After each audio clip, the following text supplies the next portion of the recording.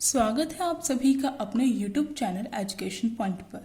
Friends, आज हम करेंगे क्लास 10th की हिंदी इलेक्टिव की पोएम नंबर 5, कविता नंबर 5। तो चलिए स्टार्ट करते हैं। ये जो कविता है इसमें दो कविताएं लगी हुई हैं आपकी। पहली जो कविता है वो है उत्साह, जो अपलोड कर दी गई है। अगर नहीं देखी है तो आप देख लीजिए जल्द से जल्द। और दूसरी कविता है अट नहीं रही है। तो जो दूसरी वाली कविता है वो आज हम इस पार्ट में कंप्लीट करेंगे। तो हम एक एक पंक्ति का अर्थ समझते हुए इसे अच्छे से कंप्लीट करेंगे। तो चलिए देखते हैं। अट नहीं रही है, कविता का नाम है अट नहीं रही है। जो कविता के जो रचयिता हैं या फिर कहा जा सकता है इसके जो कवि हैं उनका नाम है सूर्यकांत त्रिपाठी निराला। तो चलिए स्टार्ट करते हैं। अट नहीं रही है आभा फागुन की तन सट नहीं रही है। इसमें जो कवि है वो कह रहा है अट मतलब होता है समाना। यहाँ पे जो आपको वर्ड्स मीनिंग बताए, यहाँ पे जो आपको शब्दार्थ बताए जा रहे हैं वो आपको क्या करना है, नोट करना है नोटबुक में और याद करना है। अट मतलब होता है समाना, समाज जाना या फिर समाना। आभा मतलब होता है कांति या फिर चमक। तो जो फागुन का महीना होता है वो होता है मार्च में जो महीना होता है उसे फागुन का महीना कहा जाता है। इसमें आपकी होली जो फेस्टिवल है वो आता है, जो होली त्योहार है वो मनाया जाता है। और जो फागुन का जो महीना होता है उसमें कौन सी ऋतु होती है, वसंत ऋतु। वसंत ऋतु होती है फागुन के महीने में। तो जो फागुन का महीना होता है वो हरियाली जो महीना कहा जा सकता है। उसमें नए नए फूलों का आगमन होता है, नए नए जो पेड़ होते हैं। जब पतझड़ का महीना जब चला जाता है, जो जनवरी होता है वो पतझड़ का महीना होता है। उसमें क्या होता है, जो पेड़ों से जो पत्ते होते हैं वो टूट जाते हैं। तो फागुन के महीनों में नए नए जो पेड़ों पे पत्ते खिल उठते हैं, तो चारों तरफ हरियाली का वातावरण होता है। तो फागुन की विशेषताएं बताते हुए, फागुन की महिमा का गुणगान करते हुए सूर्यकांत त्रिपाठी निराला ने इसमें ये जो कविता है उसकी रचना की है। तो चलिए देखते हैं। अट नहीं रही है आभा फागुन की तन सट नहीं रही है। कवि निराला जी कहते हैं कि फागुन का जो सौंदर्य है वो समा नहीं पा रहा है, वो देखते ही बनता है, वो समा नहीं पा रहा है। मतलब कि जो फागुन के महीने में जो सौंदर्य है वो इतना ज़्यादा अधिक हो गया है कि वो समा नहीं पा रहा है, अत्यधिक हो गया है उसका सौंदर्य उसमें। सट नहीं रही है आभा फागुन की तन, तन मतलब होता है शरीर। आभा जो फागुन की जो कांति है या फिर जो फागुन की जो चमक है वो शरीर में समा नहीं पा रही है। सट मतलब भी समाना होता है, तो वो शरीर में समा नहीं पा रही है। वो इतनी ज़्यादा अत्यधिक हो गई है कि वह कहीं पर भी समा नहीं पा रही है। इसका मतलब जो निराला जी वो यहाँ पर ये कहना चाहते हैं कि फागुन के महीने में इतनी ज़्यादा सुंदरता होती है, इतना ज़्यादा सौंदर्य वातावरण होता है कि वह चारों तरफ बिखरा हुआ होता है, जो देखते ही बनता है वो समा नहीं पा रहा है। कहीं सांस लेते हो, घर घर भर देते हो, उड़ने को नभ में तुम पर पर कर देते हो, आँख हटाता हूँ तो हट नहीं रही है। अब इन पंक्तियों में जो कवि है वो क्या कहना चाहता है, हमें एक एक पंक्ति का अर्थ समझते हुए समझेंगे कि कवि क्या कहना चाहता है। कहीं सांस लेते हो, घर घर भर देते हो। कवि फागुन को कहता है, फागुन को यहाँ पर संबोधित करते हुए कवि कहता है कि हे फागुन, तुम जब भी सांस लेती हो, तो यहाँ पर जो कवि है वो फागुन को एक व्यक्ति की तरह संबोधित कर रहे हैं। जैसे कि एक व्यक्ति सांस लेते हैं तो इसी तरीके से जब फागुन सांस लेता है, जब फागुन सांस लेती है तो उससे क्या होता है, चारों तरफ घर घर उससे भर जाते हैं उसकी सांस से। तो इन दो पंक्तियों का यहाँ पर मतलब यह है, एक तो जो कवि यहाँ पर कहना चाहता है इन दो पंक्तियों में, एक तो जो कवि ने यहाँ पर लिखा है वो हमने समझा है कि फागुन जब भी सांस लेती है या लेता है तो उससे क्या होता है, घर घर भर जाता है उसकी सांस से, उसकी सुगंध से। तो इसमें जो कवि है वो क्या कहना चाहता है इसका दूसरा रूप देखेंगे हम। तो कवि कहना चाहता है कि जब भी फागुन का महीना होता है तो उसमें जो वायु चलती है, यहाँ पर जो सांस है, यहाँ पर कवि इसका दूसरा मतलब वायु है। जब भी वायु चलती है या जो हवा चलती है वो इतनी ज़्यादा मनोहर होती है, इतनी ज़्यादा सुखद होती है, जिससे कि हर घर में हर घर घर में क्या होता है, सुगंधित वायु फैल जाती है। मतलब कि इतना ज़्यादा मनोहर जो वातावरण है वो हो जाता है। बहुत ही सुहावना जो मौसम होता है वो उस समय का होता है।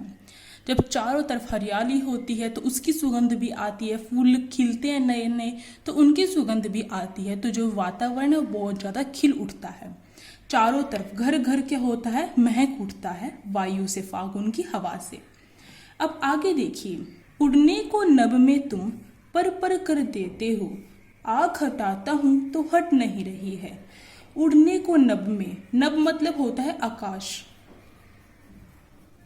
तो आपको क्या करना है, जो मीनिंग है, जो इसके अर्थ हैं, जितने भी शब्द यहाँ पे जो डिफिकल्ट हैं, मुश्किल हैं, उनके अर्थ बताए जा रहे हैं, आपको इन्हें याद कर लेना है। उड़ने को नभ में तुम पर कर देते हो, पर का मतलब है यहाँ पर पंख, पंख। तो कवि कहता है कि यहाँ पर भी जो कवि है वो फागुन से कहता है कि हे फागुन, तुम उड़ने के लिए क्या कर देती हो, पंख पंख कर देती हो, तुम पंख बिखेर देती हो उड़ने के लिए।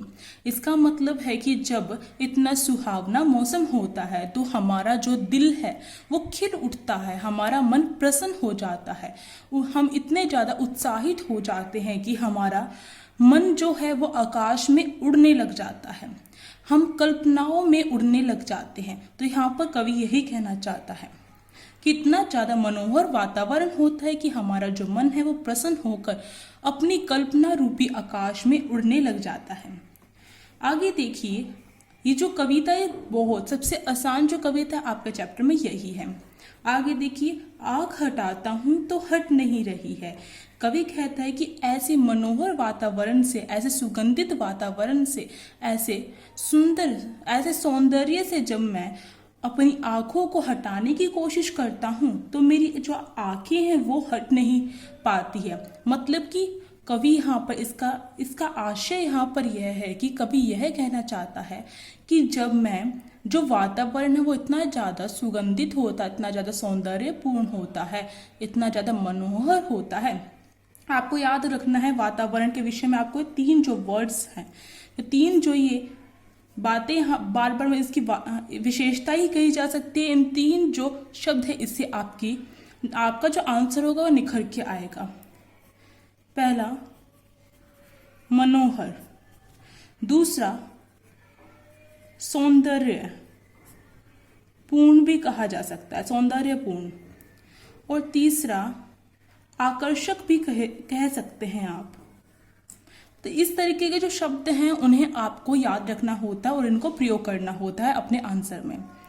तो जो आंखें हैं जो कवि की वो हट नहीं पा रही है इतने सौंदर्यपूर्ण वातावरण से, इतने मनोहर वातावरण से, इतने जो कवि को आकर्षित कर रहा है वो वातावरण, वो अपनी आंखें हटाना भी चाहे तो वो हटा नहीं पाता है। अब आगे देखिए, पत्तों से लदी डाल, कहीं हरी कहीं लाल, कहीं पड़ी है उर्मे मंद गंध पुष्पमाल, पाट पाट शोभा श्री पट नहीं रही है। अब इसमें हम देखते हैं जो कठिन शब्द हैं उनके अर्थ देखते हैं पहले। तो यहाँ पे देखिए, जो उर है, उर का मतलब होता है हृदय, दिल भी कह सकते हैं, पर आप हृदय लिखेंगे तो आपका जो आंसर है वो अच्छा होगा। आगे देखिए, पुष्पमाल होता है फूलों की माला।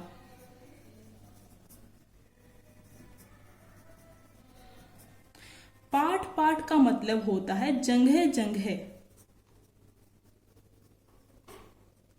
आगे देखिए, शोभाश्री, शोभाश्री का मतलब होता है सौंदर्यपूर्ण या फिर सौंदर्य से भरा हुआ।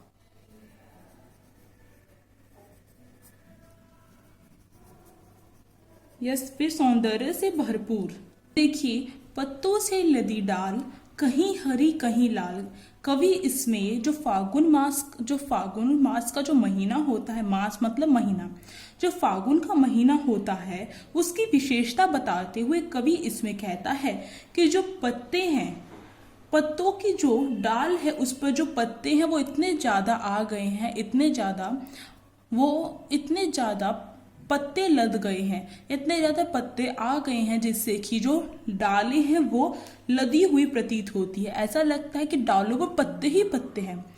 आप भी देखते हो कि जब फागुन मास का महीना होता है तो आप क्या देखते हैं कि जो पेड़ होते हैं उनकी जो डालें होती हैं उनमें जो पत्ते हैं वो इतने ज्यादा आए हुए होते हैं जिससे कि जो डालें हैं वो लटकने भी लग जाती है बहुत बार, झुकाव के कारण, भार होने के कारण। लदी होना मतलब भार होना, उसमें जो डालें होती है वो पत्तों से भर जाती हैं।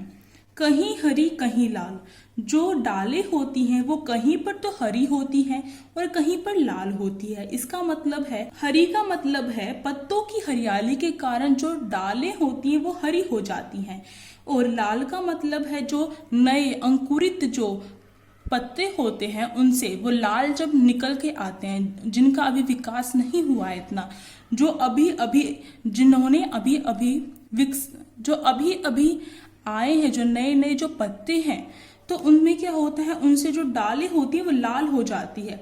जब वह थोड़े से बड़े हो जाते हैं तो वो हरे हो जाते हैं। तो कहीं पर तो हरापन दिखाई दे रहा है, हरियाली ही हरियाली दिखाई दे रही है, और कहीं पर लालपन दिखाई दे रहा है।